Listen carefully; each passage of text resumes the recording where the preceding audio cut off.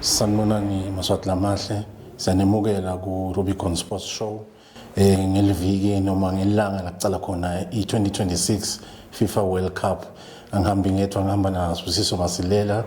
well known and experienced sports journalist khona lakhaya. Namuhla sikhulumisa i FIFA World Cup iyaqala. The opening match is between South Africa and Mexico. Sitawukhumbula ukuthi nga2010 iSouth Africa nayihosta le tournament lena game yadlala almost on the same day in 2010 yagcina iphelile ke nga 1-1. Le World Cup lena lesikhuluma ngayo ya 2026 yes 2023 in history. So lo yaqala nga 1930 i World Cup ihostwa Uruguay, yathatha i break only nga 1942 na nga 1946 due to World War II. So Uruguay hosta in the capital city of Montevideo nga 1930. Lapho khona participate 13 teams. Initially bekufune abe ngu16 but withdraw lamanye. So ema states ethu asitshengisa ukuthi Lucien Laurent nguye lo kora igoli lekuqala nje ku World Cup in the 19 minutes lapho iFrance khona bedlala neMexico July 13 1930. iFrance yawina 4-1 on the day. Mr. Masilela, tournament lena icala nje kunengi lokusha kule tournament this year. Sibonile lapha ukuthi ngaphandle kokuthi nje hostwa in 3 different countries at the same time, United States, Mexico ne Canada. The only time la tournament yadlala emaveni lamabili ehlukene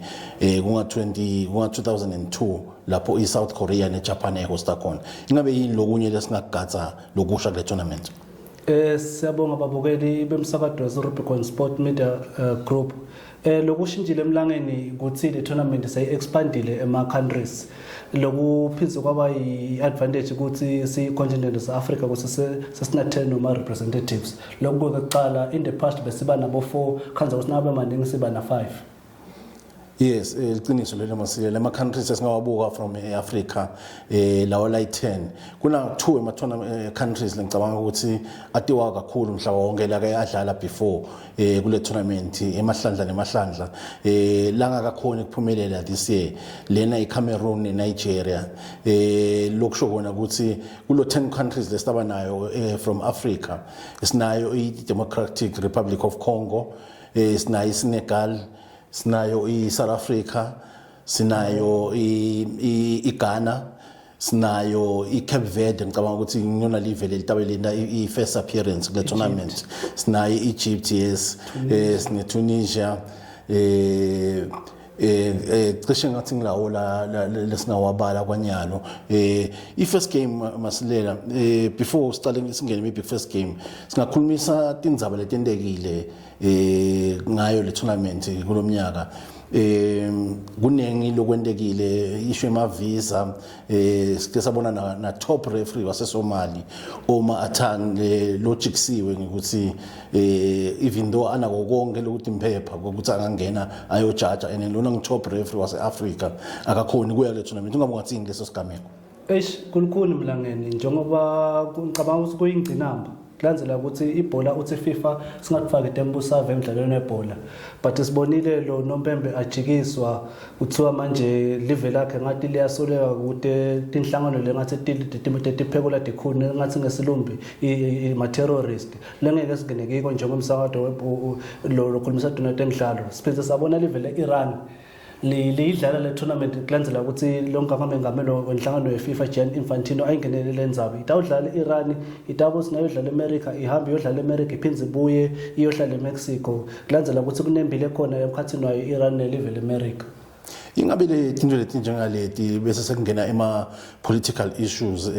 Vonganze kuyi-affecta kanganani i-excitement noma kuyi-affecta kanganani le tournament yona nje? Ngeli matangosi nawubuka nje ukuthi iIran balandzeli bayo ngeke bakhone kude kunale team kuphela kunema restrictions enqumbi lokuyideprive i-fan base i-Iran baye lapha noTunis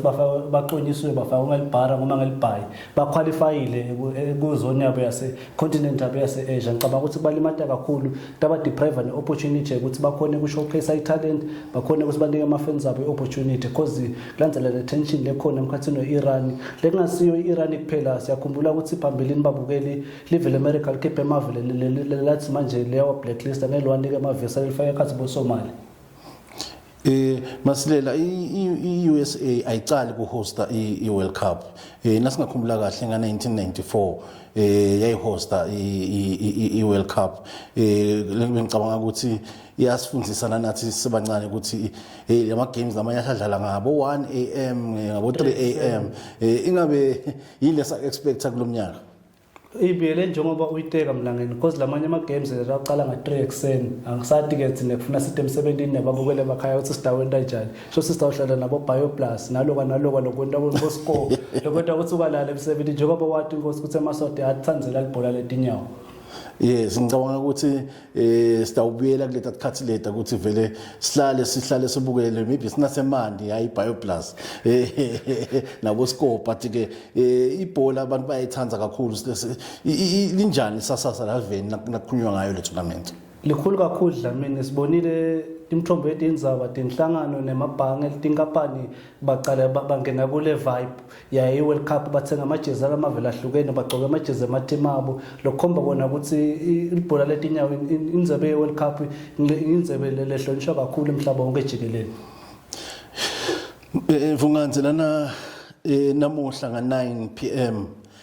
sitawubona ibafana ithatha netulu neMexico njengalo bengishilo ekuqaleni ukuthi lena game ngiyona leyavula i2010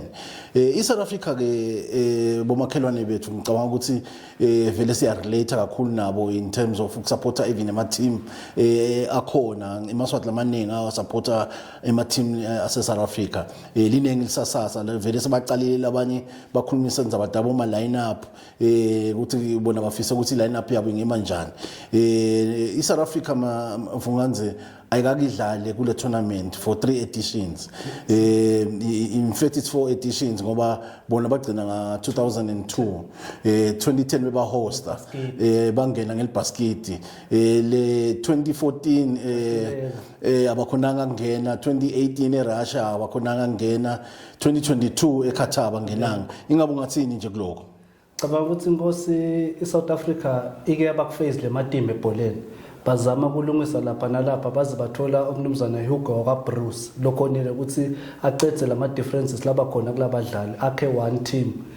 ukhonile Hugo Bruce kubakhela ifoundation yebhola ukuthi nyalo nawubona iOrlando Pirates la Africa Cup ku African Champions League uyabona ukuthi team yase Scotland le nobona iKaizer Chiefs dlala ku maybe Confederations Cup uyabona ukuthi team yase Scotland le nobona Stellenbosch FC ubona neMamelodi Sundowns cabanga ukuthi nje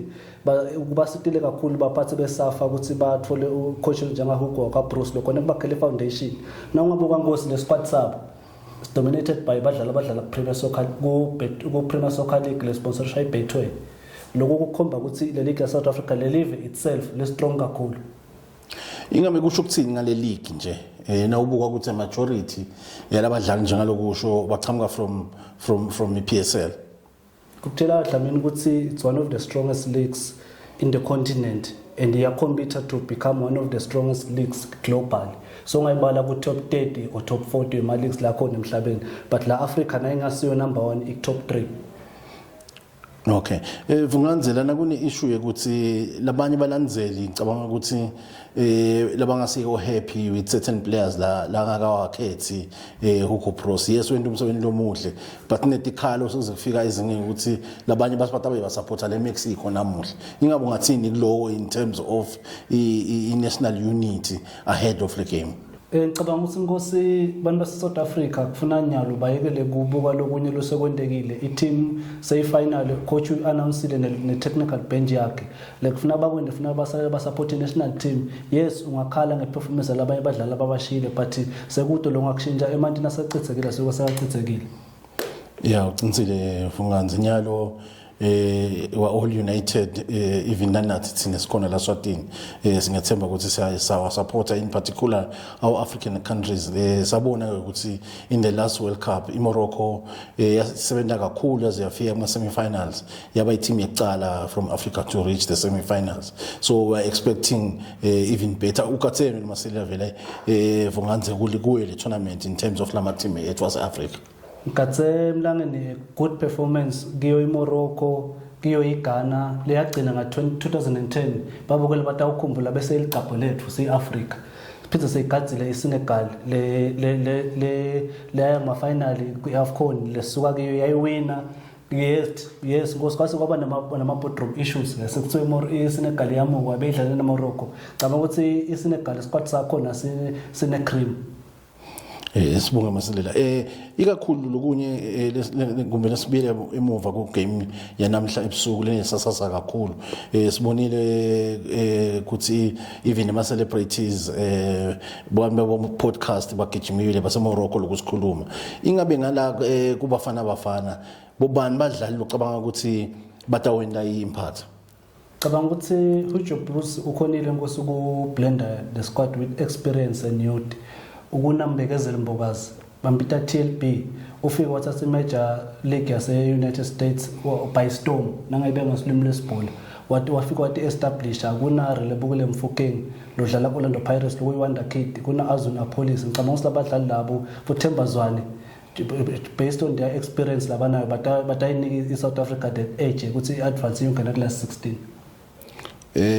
ngalana ngicabanga ukuthi ngalana ku Morocco there's a young boy lona 17 years bambita Gilberto Mora ngicabanga ukuthi is one of the prospects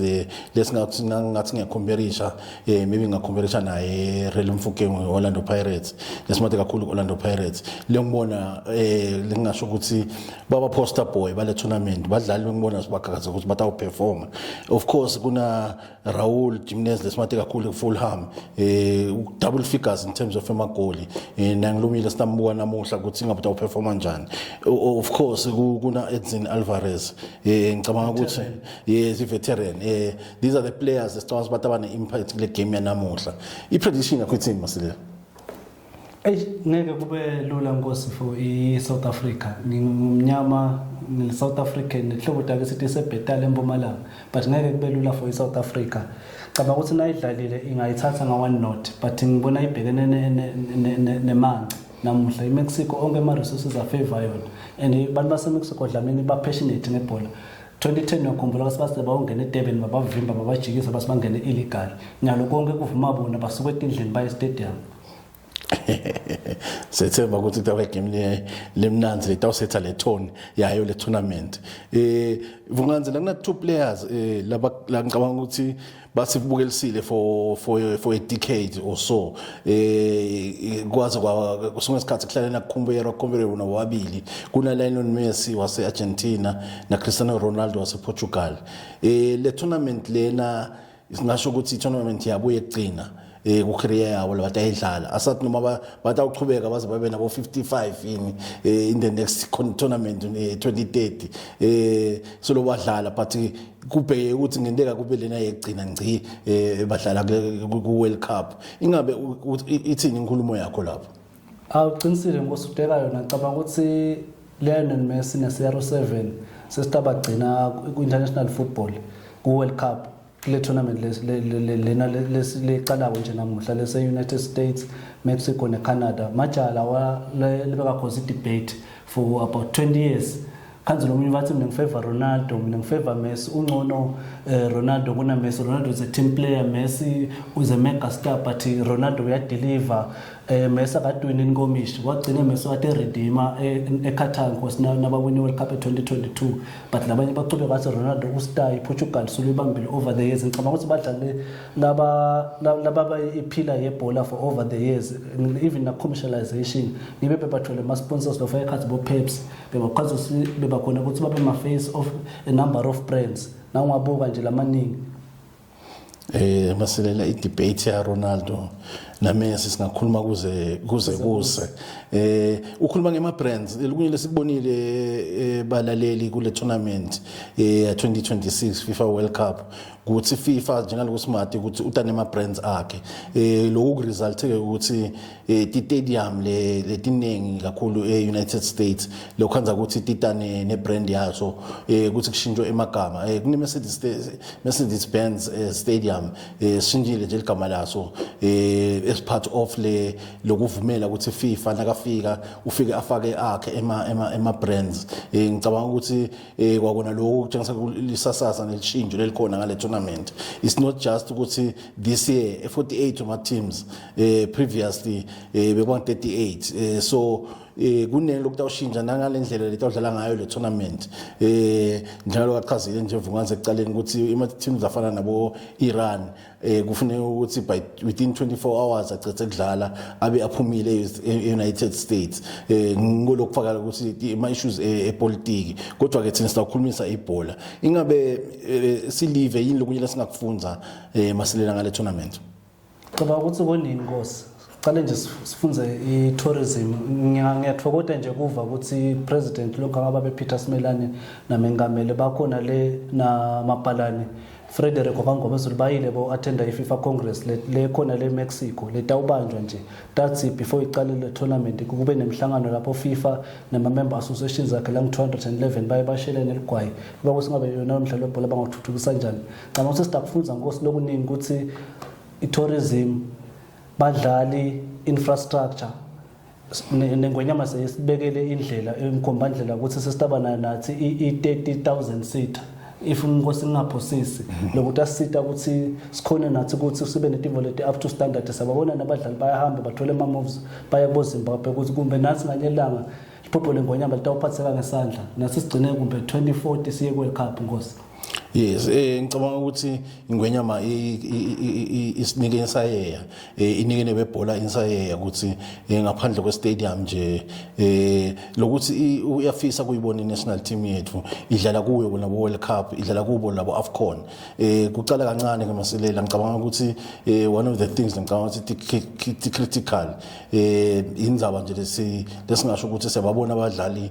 sibavulekile indlela yeka kubo Zimbabwe le experience abatawubuya nayo itabuya iimpact kakhulu ku national team sisabuka ke World Cup